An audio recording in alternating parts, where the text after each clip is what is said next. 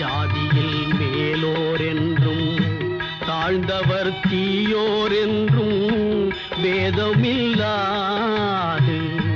எல்லோரும் முடிவில் சேர்ந்திடும் காடு.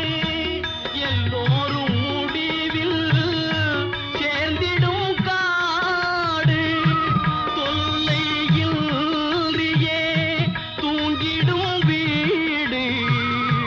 தொல்லையின்றியே தூங்கிடும் வீடு. உலகினிலே இதுதான் நம் வாழ்வில் காணா சமரசம் உலாவும் இடமே. நம் வாழ்வில் காணா சமரசம் உலாவும் இடமே.